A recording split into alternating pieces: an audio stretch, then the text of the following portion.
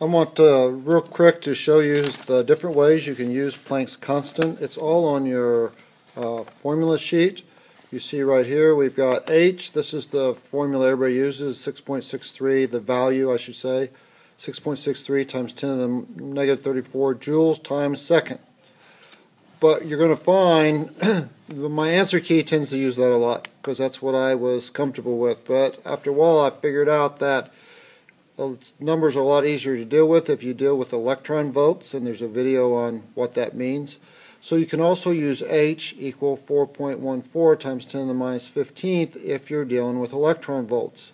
And probably for many problems the simplest is you get HC equals 1.99 times 10 to the negative 25th joules times meters, or better than that is 1.24 times 10 to the third, which is just 1,240 electron volts nanometers, because often you get a problem like this where they give you your lambda, your wavelength. So let's say, for example, you have a problem where they give it to you, it's 121.9.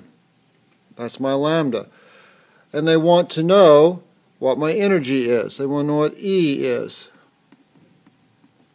Well, I have the formula that we have on our sheet is E equals HF. But we also have on our sheet that F equals C over lambda. Or for light, F is always equal to the velocity over lambda. So for light, we get this. Well, when you plug that in, you will use this all the time, is that E equals hc over lambda. Now if I use that hc value that's on the sheet right here, all of a sudden life becomes very easy because you notice it's in nanometers. So I don't have to put the 10 to the minus 9 in there. I can just use 1,240 over 121.9, and if you punch that in a calculator you get 10.17 electron volts.